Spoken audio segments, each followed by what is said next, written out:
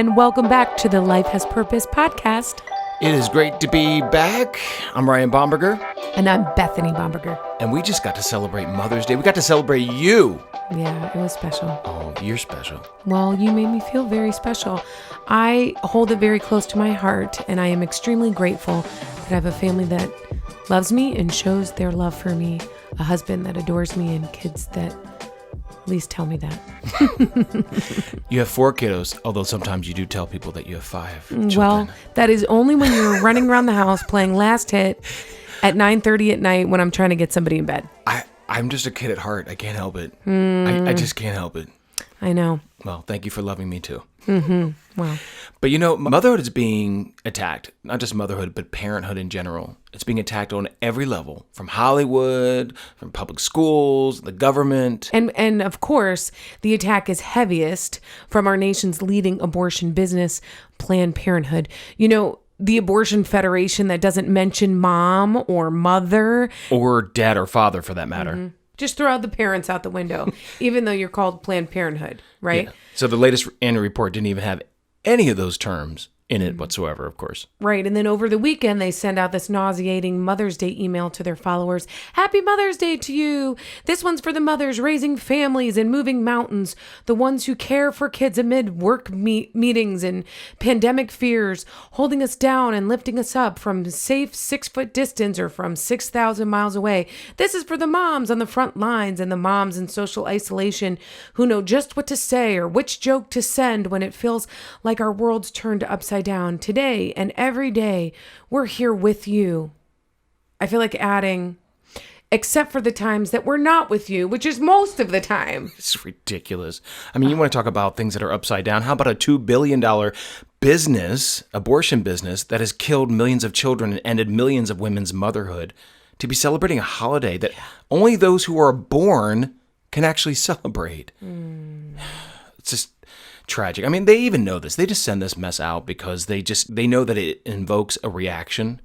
I mean, years ago, they wanted to change the vernacular and stop using the term pro-choice, right? So Planned Parenthood that loves changing our vocabulary. But I wonder why. Why were they trying to change pro-choice and stop using that term? Perhaps because they didn't actually believe in offering choices? Right.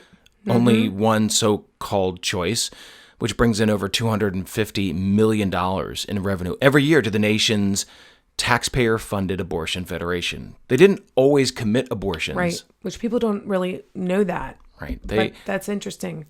Yeah, they officially started killing defenseless human beings on July 1st, 1970. This was Planned Parenthood's affiliate in Syracuse, New York, and that's where they started their abortion business. Right. I mean, if you think about it, even racist eugenicist Margaret Sanger, who is the founder of Planned Parenthood, and right, we're going to do a whole show on her in an upcoming episode because it's necessary. But she decried abortion. In chapter 10 of her book, Women and the New Race, she said, hundreds of thousands of abortions performed in America each year are a disgrace to civilization. This is ironic coming from somebody who advocated for involuntary sterilization, Right. hated massive groups of people, and whose legacy then led us to what we know is the world's leading abortion chain, Planned Parenthood. Right. I mean, Planned Parenthood killed 345,672 human lives last year, according to their own annual report. So I guess they are the disgrace to civilization that their own founder was talking about. Her thinking is so duplicitous. She just tries to cover each side of every narrative, which is exactly why Planned Parenthood's sending out Mother's Day cards, right? Because their thinking is duplicitous. They're selling lies, peddling it as truth, and just sending mixed messages because they're a hot mixed mess. And really, at the end of the day, they're trying to confuse people. That's so true. To think that they're the savior when actually they're not there to encourage giving life and bringing life into this world. They do the absolute opposite. And the Bible says double-minded people are unstable in all their ways. Amen. It is so true. And that quote from Margaret Sanger was from her book that was written in 1920. So here we are. Actually, there was another thing. In the late 1930s, actually, there are lots of things showing this whole double-mindedness. But in the late 1930s, there was a Planned Parenthood brochure that was touting the greatness of birth control, and it was aimed at Black Americans, poor Black Americans. Right. And so the brochure was entitled Plan Your Family. And so they're trying in this brochure to defend birth control, and they wanted to differentiate it from abortion. And they were saying, no, it's not the same thing. And so here's a quote from the actual brochure. Planned Parenthood declared, quote, abortion kills life after it has begun. Abortion is dangerous to your life and health. That was in 1930. Right. Now, fast forward to 2020, during this coronavirus pandemic panic that the abortion chain must exploit because they can't not. It's like in their DNA. Completely. Planned Parenthood has declared over and over again that abortion is essential health care. Okay. What? If abortion is essential health care, then I don't know. Slavery is essential job care. Boom. Come on. I mean, terrible. The way that they just pervert language, it's just unbelievable. It is Right. not essential healthcare. We'll be right back with Life Has Purpose. Life has purpose. They love to tell ya abortion's so good for ya. Just pay a fee and get equality. Their fraud's extensive, their lies defenseless. Planned Parenthood's been conning for a century. It's fake feminism. It's fake feminism. It's fake feminism. They don't want you to know. It's fake feminism. It's fake feminism. It's fake feminism. All they want is your dough. This is basic health care. Thousands of women die before Roe every year. We're not political. Planned Parenthood, we're nonpartisan. Planned Parenthood is Fake feminism. Fake feminism. Fake feminism. They don't want you to know. It's fake feminism. Fake feminism. Fake feminism. All they want is your dough. Listen, download, and subscribe at lifehaspurpose.com or on Apple Podcasts, Spotify, Stitcher, or SoundCloud. Well, Planned Parenthood preys on the vulnerable. Yes, they do. And they exploit every crisis that they can all the time. What did they offer immediately after 9/11 or after Hurricane Katrina? Free abortions, of course, although we know nothing's ever free at Planned Parenthood. It's paid for by donors and mostly taxpayer dollars. Yes, Us. our taxpayer dollars, up to $500 million a year. It's so crazy. A lot of people don't remember that they did this after 9/11, that they did this after Hurricane Katrina. I know. They weren't in there rebuilding schools. They weren't in there rebuilding houses. They weren't in there rebuilding lives. They were actually offering to take away more lives. I know. That's what they do. Look, Planned Parenthood is anti-adoption too. Well, unless, of course, it's gay adoption. How convenient for them. But in their tool for educators, they have this fact sheet, which should be called the factless sheet. But they talk about adoption. They demonize adoption, saying this, quote, the psychological responses to abortion are far less serious than those experienced by women bringing their unwanted pregnancy to term and relinquishing the child for adoption, end quote. I mean, is it any wonder that they abort 83 lives for every one adoption referral? I mean, nationwide, less than 2% of women facing unplanned pregnancies choose the option of adoption. Wow. But when you got Planned Parenthood demonizing on one hand, the church often not even talking about it on the other hand, I mean, what are people to think? What are those facing the fear and the confusion of an unplanned pregnancy supposed to choose when they're not hearing the positive messages about adoption? Right. And in the end, Planned Parenthood is about pushing their one choice, abortion. Yeah. They demonize the alternatives or use fear as a tactic, really to push women into an irreversible decision. They're not helping. They're not even there to provide the help pregnant women need. Prenatal services barely, right? They barely even exist at Planned Parenthood. They're less than 0.1% of their services. Planned Parenthood doesn't offer parenting classes or life skill classes like so many pregnancy help centers do. They don't have the mama boutiques, the baby boutiques, and we've seen so many of those over the years as we've visited these different pregnancy care centers across the nation. These help centers, they have places where there are all these resources because they truly care. Absolutely. And just want to throw out these resources for people to connect to your local pregnancy resource center. And that's optionline.org Right. and pregnancy-decision-line.org. Look, PRCs, pregnancy resource centers, they provide hundreds of thousands of free baby and mama items each year, like clothes, furniture, diapers, formulas, toys, and so much more. We've been inside of these baby boutiques so many times in hundreds of pregnancy centers across the country. And guess what? You will not find a single baby and mama boutique inside of a Planned Parenthood. Never. That's not what they do. Pregnancy centers do all this for free. Right. And they also don't run any of the nation's 450 plus, I think it is, faith-based Maternity homes. right? Yeah. Planned Parenthood is not running maternity homes. No. But yet they're supposedly, this leading women's healthcare provider, and they're all about women's rights. But And so yet when the woman essential. is, they're so essential that when the woman is pregnant, what do they offer her? Nothing. No. They're not needed. They're beyond non-essential. They're not needed. They offer death, and death in situations that actually need more life and more hope and more help. And Yes. as an adoptive mama, I know the role we can play in bringing hope into a desperate situation. I'm so grateful to our youngest son's birth mama. She could have chosen abortion, and we would never have known the love and the absolute joy of being just as his parents. I can't even imagine. No. And we are firm believers in a God who transforms. And so for those who have chosen abortion, look, you are loved. Yes. There is help. There is post-abortive counseling that's available at these pregnancy centers. Look, we love you. We are not condemning you, but we are exposing an industry that preys on people at their most vulnerable state.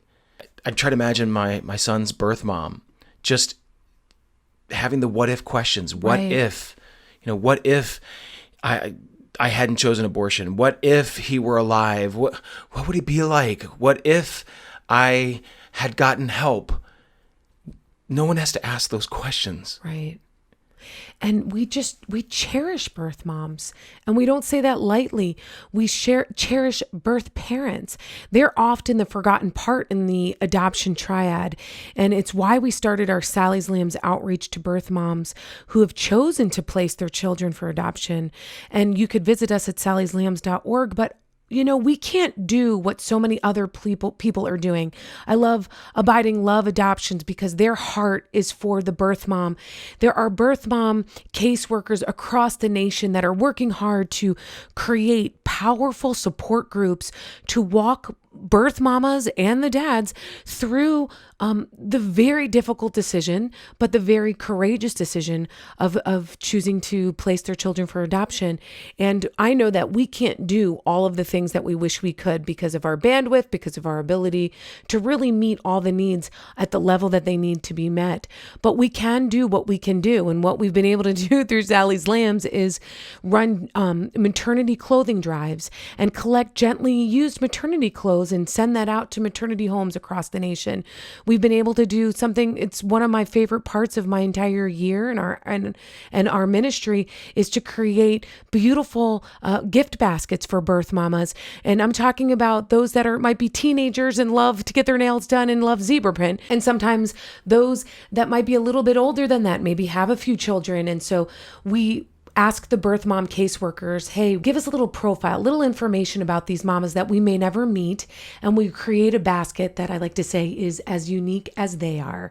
And we pass those along and allow the caseworkers to let that be something that shows that these birth mamas are cherished and loved. When it comes to adoption, a lot of people don't understand too that there are two kinds of adoption. I guess there's an open adoption and closed adoption. Of course, there's wide latitude in what is an open adoption, but most adoptions today are open adoptions where the birth parent or parents have a connection to the adoptee and to the adoptive family. And that's all kind of determined, between the birth parents and the adoptive family. But we love through Sally's Lambs and just what we do regularly through the Radiance Foundation. We love to celebrate adoption by cherishing birth moms. As an adoptee myself who has never met my own birth mom, I just pray one day that I'm able to.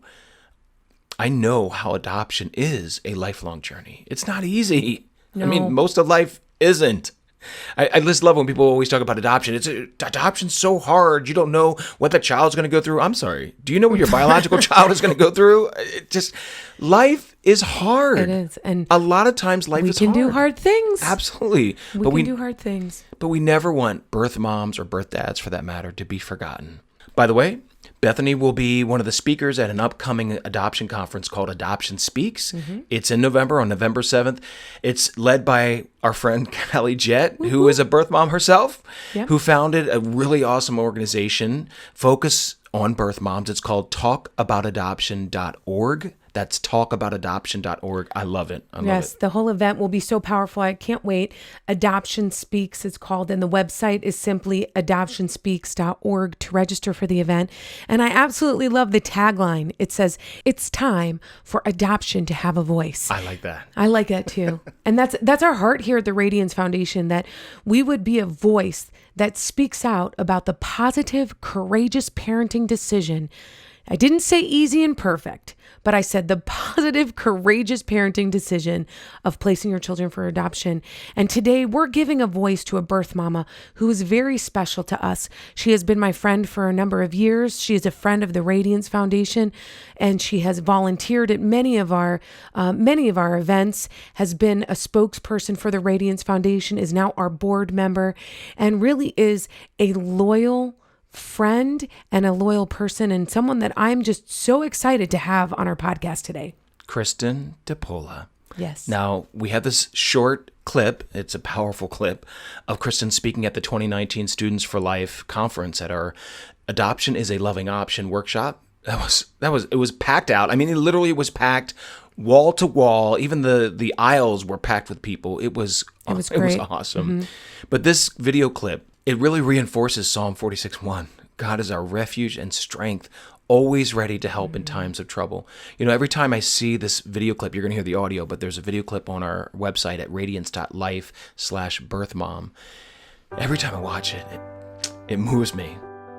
I was in an even unhealthier relationship that was very toxic and very abusive. And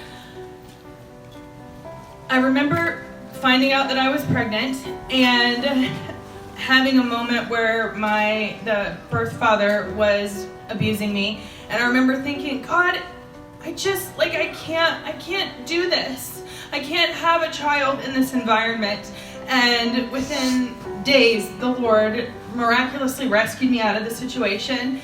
And having my son was not only an answer to prayer for me in that moment, but he was an answer to prayer for my adoptive family. And in that, I was also an answer to prayer for my adoptive family. So my passion for adoption is because it saved my life, and it's an answer to prayer. Welcome back, everybody. We are so happy to have our Kristen DePola with us today. And as we've mentioned and we set up for you, you guys already know, she's not just one of our heart friends. She's a board member. She's a birth mom. She is such an amazing person, and we're just so grateful to have her with us today for the Life Has Purpose podcast. Welcome, Kristen DePola. You're a joy. Oh, thank you. Thank you for having me. I'm excited. Yeah, so we've been talking about moms today in light of the fact that we're coming up on Mother's Day, and so we're just loving the fact that we have your perspective. It is a much-needed perspective, and even just listening to that clip, Ryan and I are over here crying every time we listen to that clip because your story, your message, it's so powerful, and we want all of our listeners to feel even just an ounce of what we feel, because it's enough to just put hope in our hearts. So let's talk with you a little bit about your birth mom journey. Sure. What would you say were the circumstances surrounding your unplanned pregnancy? Well, I had, when I was a teenager, I had lost my dad to cancer when I was 13, and it kind of sent me into a tailspin of multiple years of rebellion and not acting quite Christ-like, if you will. And I ended up getting in a very toxic and abusive relationship, which ultimately resulted in the unplanned pregnancy, and then had to start making some difficult decisions from there. It rings true with so many people because we walk through things in life that are difficult and they change us. and we respond. Absolutely. And I know how much you loved your daddy. He was precious, and I know that you are the person you are because when he was here on earth, he poured into you. And it's always interesting to see, though, how when we deal with harder situations that certain things always come out of that. So coming out of that with an unplanned pregnancy, coming out of that season and walking through what you did, you then had a really difficult decision in front of you. Like, hey, this is unplanned. I'm really feeling like I'm doing this on my own. Like you said, it's toxic relationship with the birth father. So, Kristen, how did you come to the decision of adoption? I mean, was it through a pregnancy resource center? Was it through church? Was it past experience with friends or family? How did that even come into your mind? When I first found out that I was pregnant, it was a radical moment of realizing that the Lord was rescuing me. However, at the same time, I didn't feel like I was equipped to even have the child. So I grew up in a Christian home. I knew in my soul I didn't believe in abortion, but I also didn't feel like I was emotionally or mentally stable enough to even have the child. So I was like, Lord, can you just maybe take it back? And when that didn't happen and I knew that abortion wasn't going to be part of my plan, I sought guidance from my mom. It was very difficult because we were not at a good place in our relationship at the time. And she said, well, we can go to a center and just check out our options. So we ended up going to a local KIME center, which, is a branch of a crisis pregnancy center, and met with a counselor, and they laid out some options of whether I chose to parent or whether I chose to place. And ultimately, they connected me with my adoption agency that I went through. And how did they make you feel? I mean, as someone going in there, it's not like this is an everyday occurrence or anything. So you're going into the KIME Center, this Pregnancy Resource Center. How did they make you feel in this whole process? I mean, it must have been terrifying first and foremost just to even be in that situation. How did they make you feel? Yeah, it was terrifying. I didn't know what to expect. Obviously, I had never been pregnant before. I had never had to deal with anything like this before. And I wasn't incredibly young. I was 19 when I was pregnant, but even still, I was very not ready to parent at the time. And I don't remember the woman's name, but I just remember her countenance. There was no judgment. There was nothing but kindness and understanding. And I felt like she really wanted to protect me and protect my decision. They didn't give me the option of abortion at the center, which is great because that's not where they were coming from. But I just felt supported. And even in the midst of feeling completely unstable in my own life, I felt that they were offering me an opportunity to walk down a place of stability and that they were supporting me in whatever decision I chose to make. It's powerful. Wow, it's really powerful. We love that you're on the board of the Radiance Foundation, and so we know where your heart is on these issues. And I know that we've come to these places in our heart and our decisions about how we feel about abortion and adoption and the role of the Pregnancy Resource Center because of the things that we've walked through. So it really is beautiful to hear your firsthand experience and feeling the sense of the Pregnancy Resource Center was a stabilizing factor in this decision. So what did they do? Did they then refer you? Yes, they gave me some options for different adoption agencies, and my mom and I went and visited a couple, and then I landed on the one that I chose. Other than your mom, were there friends or anyone from church, if that was even the case then? Who else was on this journey with you? How did they respond to this situation? And I think that question, in light of the fact that I think when you're in these abusive type relationships, there is always a sense of isolation that just ends up happening. So, I mean, thank you, God, that you had your mom. Yeah, but was there anybody else that was in your life at that time that spoke into this? Truthfully, I had cut off everyone in my life other than my ex at the time, and just by association, my mother, because she was my mother. But I didn't really have a whole lot of friends that were on the journey with me. I had one friend from high school that carried over, that she was probably the only one that I walked through the whole pregnancy with. And then my mother and my stepfather were there.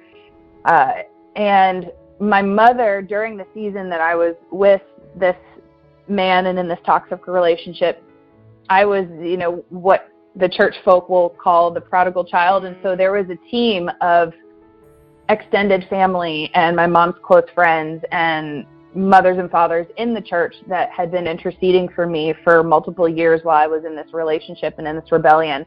So those people were not directly part of my journey, but secondhand. They were there to support me, never judged me, were covering me in prayer every second of the day, covering my child in prayer every second of the day as we went through this process.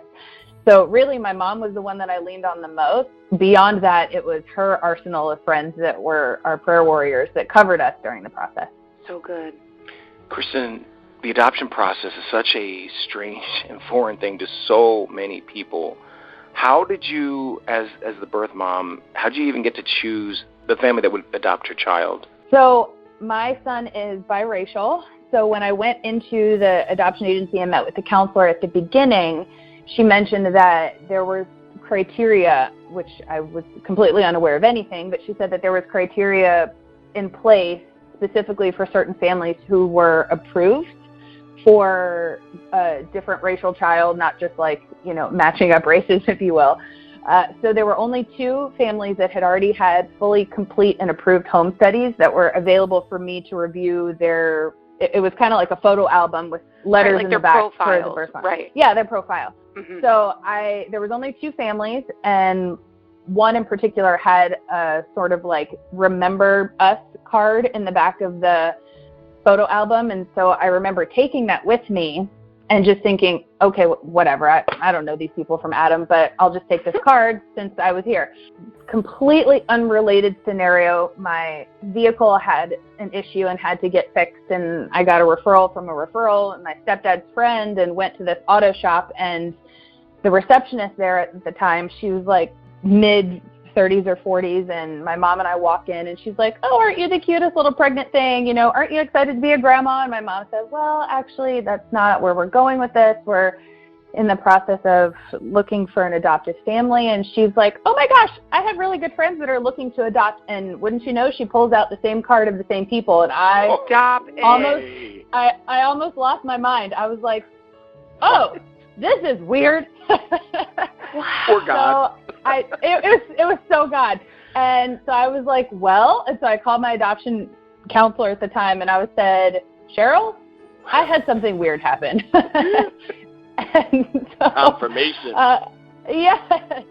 So that actually is probably the defining factor that made me, obviously meeting them, but that was the giant leap into, okay, this is the family that I'm going to pursue. You living in a coastal city with tons and tons of people, happen to have a car breakdown, happen to run into the receptionist who happened to be working at that time, who happened to know the prospective adoptive family. Only God cares so much about these, every little detail.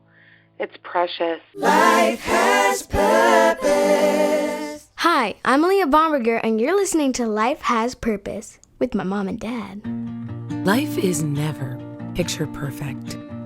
Human beings come in all different shapes, sizes, colors, and abilities. No matter how much we plan, no matter how much we think we're prepared, the unplanned happens all the time. It's how we respond to the unexpected that shows our true humanity. But many do not see the value of every human life. Too many are willing to discard those who don't fit the picture of perfection. Abortion destroys the chance to love and to be loved. We never know what will fill the frames of our lives, or how empty those frames can be when we allow exceptions. Every life is a gift.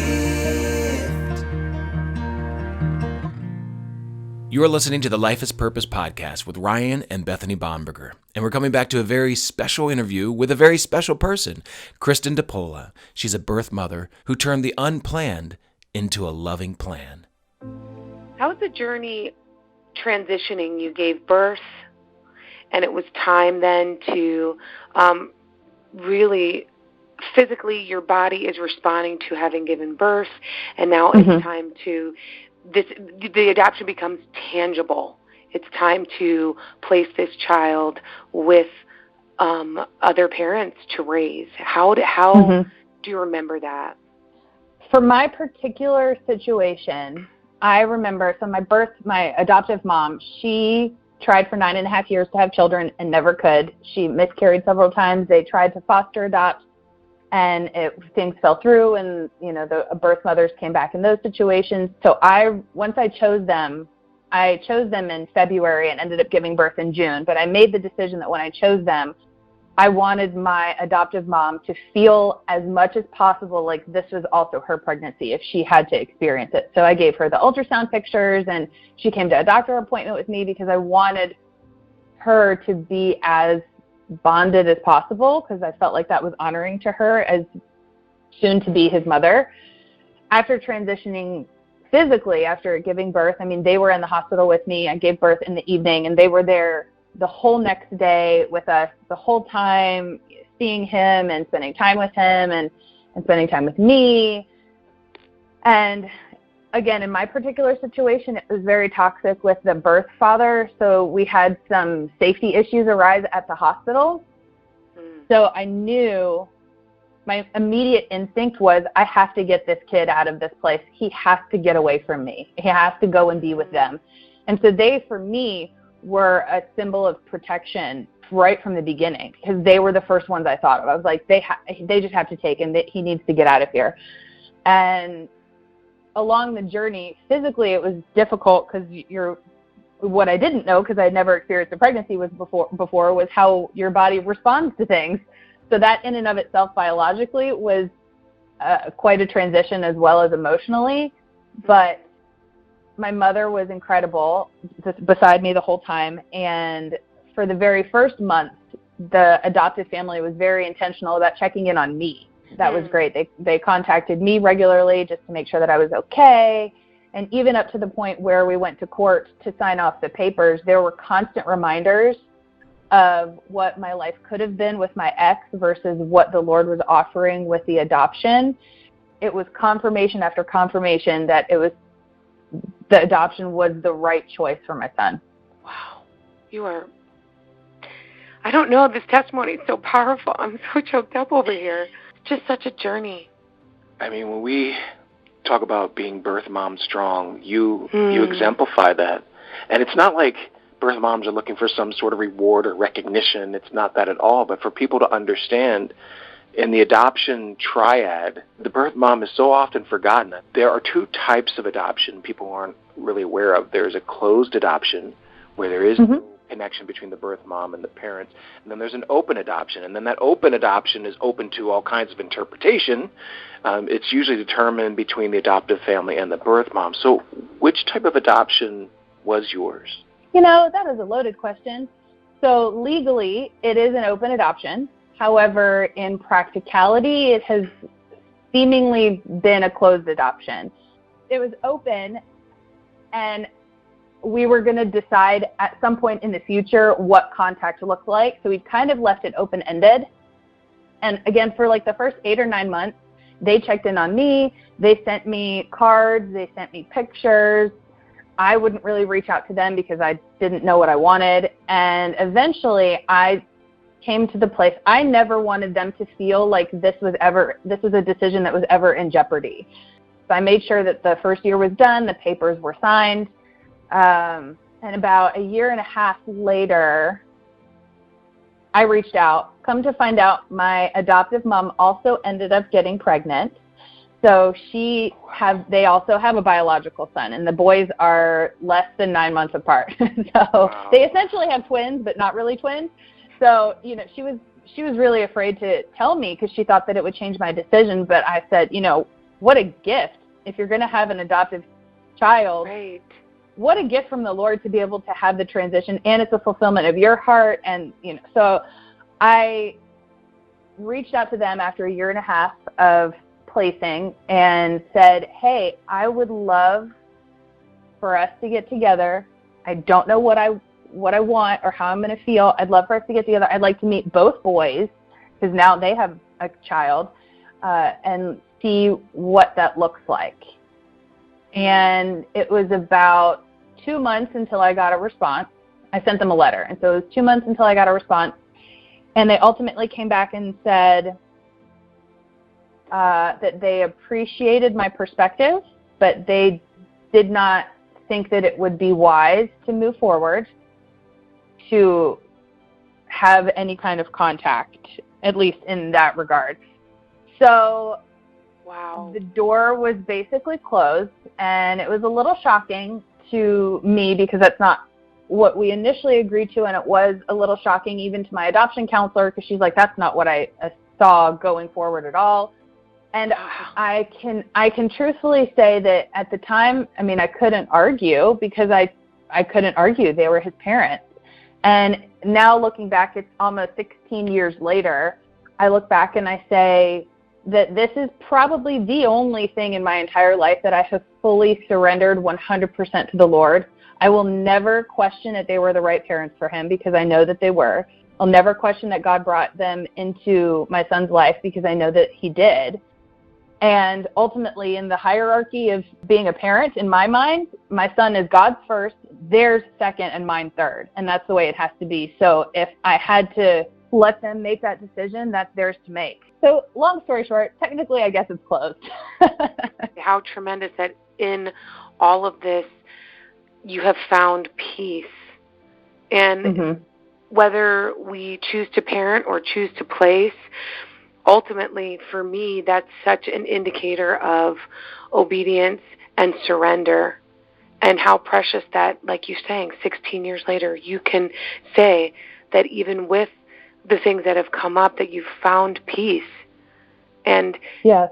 And to allow the identity of a birth mom and the releasing of that, it's not that we pretend it never happened. It's not that we pretend that you never placed, that there isn't a child out there that you gave birth to, but to find peace in all of the issues that have surrounded it is powerful. Right.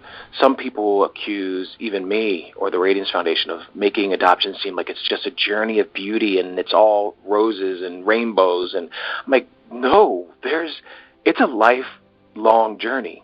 There are so many people who say, well, I could never do that. I could never, and they use the words, give up my child. And they don't understand that it's giving your child as a gift. And it's also, for you, it was giving you something to get out of that circumstance.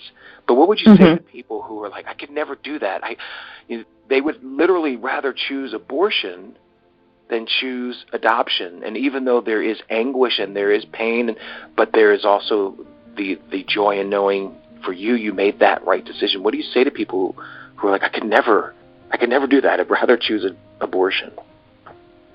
I mean, that was the boat I was in for a small period of time. I had no concept that I could actually continue a pregnancy, see this life outside of myself, and then place him in somebody else's hands. I actually, during my pregnancy, I never went inside of a Planned Parenthood, but I went to the Planned Parenthood that's local here in our area.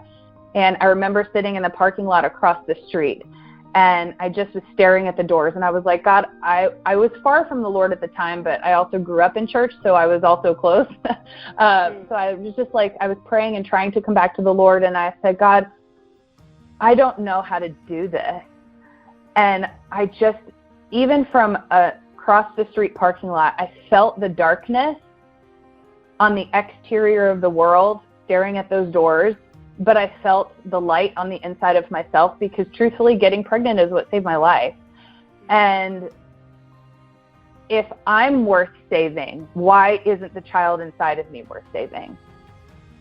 So I just, for anyone who is in the same situation, I think the journey of learning how to be a birth mom is exponentially more fruitful and life-giving than learning how to recover from an abortion.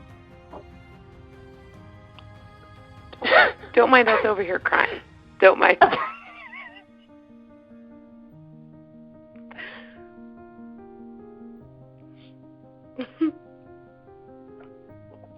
Okay. I know you can't see us, but that's probably a good thing. I can't even get a word out right now. Just give me a second. I'm Okay. pulling myself together.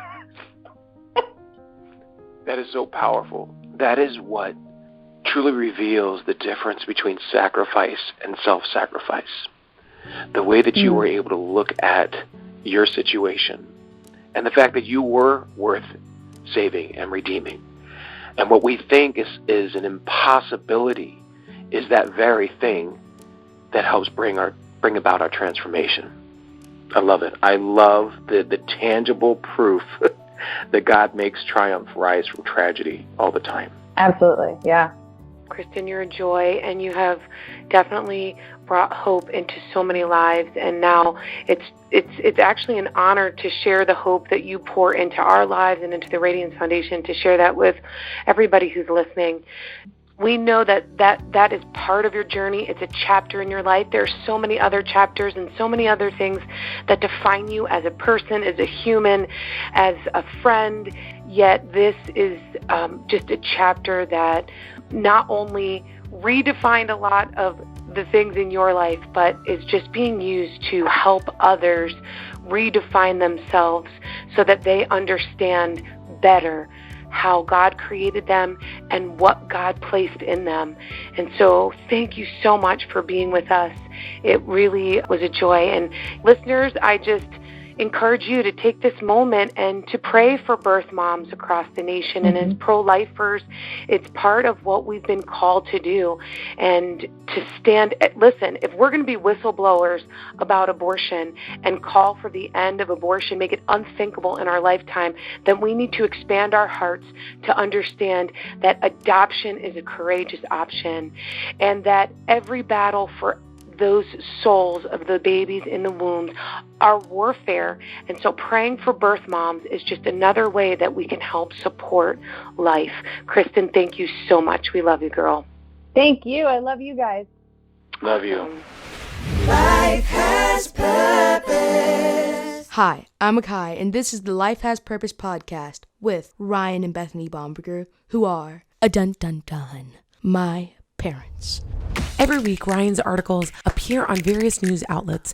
Each week, we'll feature one of his latest commentaries. It's time for some fearless factivism. Steve Jobs changed the world. Adoption changed his. The news hit me in the gut. I couldn't believe I was seeing those few numbers communicating his passing beneath this photo, 1955-2011. Steve Jobs has literally changed the world. I'm typing this on my Mac. We'll check my emails and Twitter status on my iPad, and we'll stay in touch with everyone I love through my iPhone. As a creative professional, his visionary work has helped my own visions become reality. But his vision, his destiny, and his ability to affect people globally may never have happened. Steve Jobs was adopted as a baby and loved by his parents, Clara and Paul Jobs. The baby they took into their hearts and home had a purpose in life that would be unleashed by the powerful act of adoption. He began today's revolutionary Apple company and has departed this world with a professional legacy that is awe-inspiring. The partially bitten apple represents the temptation that millions of us have been unable to avoid, waiting in day-long lines for shiny objects that prove to us science fiction could be made reality by a creative genius. Jobs' minimalistic approach delivered a multitude of near perfect electronic devices. From amber screens to full-color high-definition, visually we've been changed by the adoption of Apple's technology. In his biography, Steve Jobs visited his birth mom and felt grateful for the opportunity to be adopted and loved. In the biography, he says, quote, "I wanted to meet my biological mother mostly to see if she was okay and to thank her because I'm glad I didn't end up as an abortion," end quote. Well, the world is glad too. It's amazing to me how foreign a concept adoption is to many Christians. Adoption is the essence of salvation. There is no Christianity without adoption in the spiritual sense, yet in the physical sense, it is rarely considered as an option. For those who are so passionately pro-life, it is often the challenge thrown before us in our opposition to abortion, and rightfully so. We have an opportunity to unleash purpose in a child waiting to be loved. I was one of those children, and so was Steve Jobs. The beauty of possibility is that we can all play a role in helping to foster and encourage it. Who knows what my children, both adopted and biological, will become? All I know is that loving them unconditionally will allow their God-given purpose to flourish. The nation's largest abortion chain, Planned Parenthood, is the antithesis to this purpose. Planned Parenthood celebrates their founder, who believed that we are, quote, paying for and even submitting to the dictates of an ever-increasing, unceasingly spawning class of human beings who never should have been born at all, end quote. Contrary to Margaret Sanger's warped mentality that children are, quote, marked when they're born as diseased delinquents and felons, end quote, none of us know the beautiful potential that every life possesses.